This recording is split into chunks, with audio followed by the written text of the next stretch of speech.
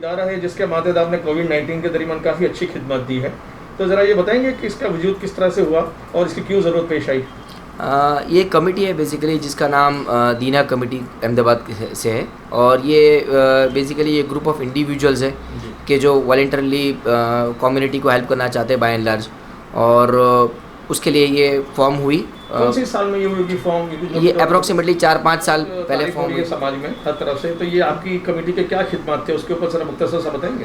तारीफ़ तो बहरहाल सिर्फ अल्लाह की होनी चाहिए। बहरहाल हमने कुछ कोशिशें की कि भाई इस कोरोना की महामारी में जो बहुत ज़्यादा लोग परेशान थे, तो किस तरह से उनकी परेशानी को कम किया जाए और बेसिकली नीड क्या है सोसाइटी को देखा जाए। हमने पहले ये देखा कि भाई जो गुस्ल और कफन दिया जाता है बॉडीज़ को, ऐसी बहुत सारी डेड बॉडीज़ आ रही थी कि जो घर में लोग एक्सपायर हो रहे थे। अच्छा। फाइन। अब ये केसेस का डॉक्यूमेंटेशन नहीं था और इतना ज़्यादा ये संक्रमण बढ़ गया था कि हमको ये जो एक्सपायर हो रहे थे लोग, उनके अंदर भी सस्पेक्ट करना पड़ रहा था कि भाई ये भी हो सकता है कि कोविड वाला ही पेशेंट हो। आप आइडेंटिफाई करते? नहीं, आइडेंटिफाई बहरहाल नहीं कर पा रहे थे, पर ऐसे लोगों को भी गुस्ल कफन अपने इस्लामी तरीके से दे के उनको दफन करना पड़ता था।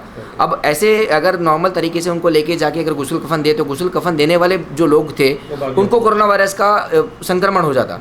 और हम चाहते थे कि भाई ऐसा समाज हम इस तरह से चपेट में ना आए, तो हमने पीपी किट्स का इंतज़ाम किया। हमने सजेस्ट किया कमेटी को कि भाई ये ज़रूरत है सोसाइटी की, हम एटलीस्ट कोई भी मैयत होती है समाज में तो उसको उसके साथ में जो भी वॉलंटियर गुस्ल कफन वाले उनको 4 पीपी किट्स फ्री में दे, और इस तरीके से हम उनको हेल्प करने की कोशिश कर दें। नहीं, गुस्ल ही करवाते थे। अच्छा। और पहले से गुस्ल चल रहा था और हमने ऐसा देखा कि 2-3 मौतें ऐसी हो गई कि जिसके अंदर ऐसे ही पीपी किट भी लोगों ने गुस्ल दे दिया, तो हम थोड़े से डर गए। हम चाहते थे कि इसको प्रोटेक्ट करें। फाइन। और अल्लाह के शुक्र से इस हमारे सजेशन को काफ़ी सारी जमातों ने पर्सनली भी एक्सेप्ट किया और उन्होंने इस हमारे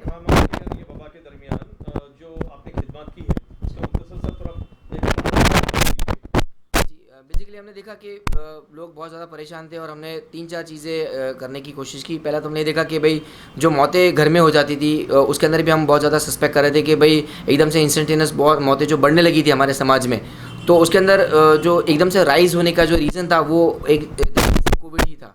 फाइन। और ये जो गुस्ल कफन दिया जाता था इनको प्रोटेक्शन के बिगड़ दिया जाता। तो हमने बेसिकली हमारे वॉलंटियर्स को सजेशन दिया कि इनको हम नज़रअंदाज नहीं कर सकते, नहीं तो हमारी सोसाइटी में संक्रमण बहुत ज़्यादा बढ़ जाएगा। फाइन। और इसी नज़रिए से हमने पीपी किट्स वगैरह मुहैया कराई और लोगों को मैं प्रस्ताव किया कि भाई एक जो भी मौत होगी उनको आप पीपी किट्स पहन के ही गुस्ल कफन दें, ताकि हम उन जो वॉलंटियर्स है जो गुस्ल कफन दे रहे हैं उनको प्रॉब्लम नहीं हो। तो एक बॉडी के साथ में हमने 4 जो वॉलंटियर्स 4 पीपी किट्स फ्री में देने का स्टार्ट किया और इसको काफ़ी सारे जो जमात से हमारी उन्होंने एक्सेप्ट किया और उन्होंने खुद के लिए भी फिर पीपी किट्स की ज़रूरत समझी और उन्होंने खुद के लिए भी मंगाई। दूसरी हमने एक्टिविटी ये की कि हमने देखा कि लोग बहुत ज़्यादा परेशान थे, बहुत ज़्यादा एंशियस थे। उनको कुछ लोगों को प्रॉब्लम नहीं थी तो भी उनको लग रहा था उनको प्रॉब्लम हो रही है, और कुछ टेस्ट बड़ी महंगी थी सर। टेस्ट बड़ी महंगी थी तो, और कुछ लोगों को ऐसा था कि प्रॉब्लम थी और फिर भी हॉस्पिटल नहीं जाना चाहते थे। तो हमने ये दोनों ही चीज़ों को सॉर्ट आउट करने के लिए एक टीम ऑफ वॉलंटियर्स बनाया। साथ में उनको पल्स ऑक्सीमीटर का जो पल्स ऑक्सीमीटर बाहर है, वैसे मैं मंगा के आपको बता सकता हूँ। बहरहाल पल्स ऑक्सीमीटर एक छोटा सा डिवाइस है जिसको उंगली में लगाया जाता है, जिससे आप आदमी की धड़कन और ऑक्सीजन का प्रमाण मेजर कर सकते हैं। अब जो भी लोग एंशियस थे, जिनको लग रहा था, जो डर रहे थे बराबर है कि हमको जो प्रॉब्लम हो गया, और जिनको प्रॉब्लम नहीं थी उनका पल्स ऑक्सीमीटर से हमने सैचुरेशन मेजर किया, उनको बताया कि भाई आपका सैचुरेशन नॉर्मल है, आपको कोई तकलीफ नहीं है। तो उनकी वैसे बीमारी अल्लाह के शुक्र से जो एंग्जाइटी की थी वो कम हो गई, और जो लोगों को प्रॉब्लम था उनको हमने सही में समझा कि आपका सैचुरेशन 95 से कम आ रहा है या 90 से कम आ रहा है तो आप प्लीज़ हॉस्पिटल जाइए, क्योंकि सही समय पर इस प्रॉब्लम में हॉस्पिटल जाना बहुत ज़्यादा ज़रूरी है। लोगों में इतने सारे मिथ्स और फैक्ट्स बढ़ गए थे कि भाई हॉस्पिटल जाना नहीं चाहते थे, डर रहे थे लोग। तो उस नज़रिए से हमने लोगों को थोड़ा सा मॉरली बूस्टअप किया कि नहीं, आपकी सही समय पर सही ट्रीटमेंट होगी तो इंशाल्लाह अच्छा हो जाएगा। तीसरा हमारा प्रोजेक्ट ये है कि हम ये चाह रहे हैं कि कम्युनिटी बेस पे विटामिन डी का डिस्ट्रीब्यूशन करें, क्योंकि विटामिन डी के बारे में बहुत सारी लिटरेचर्स हमने पढ़े और उसके अंदर ये देखा गया कि भाई विटामिन डी आपकी इम्यूनिटी को बढ़ाती है, रोग प्रतिकारक शक्ति को बढ़ाती है, जिससे आपको कोरोना की महामारी इससे बच सकते हैं। दवाई के फॉर्म में 1 वीक में 1 बार दी जाती है, तो इससे अपने आप को बचा सकते हो। इसके साथ में हम एक कैंप बेस्ड एक्टिविटी करेंगे जिसके अंदर समाज के लोगों को बुलाएंगे, उनका ऑक्सीजन सैचुरेशन मेजर करेंगे, टेम्परेचर मेजर करेंगे, लीगल लॉज के साथ में, परमिशन के साथ में, सोशल डिस्टेंसिंग के साथ में।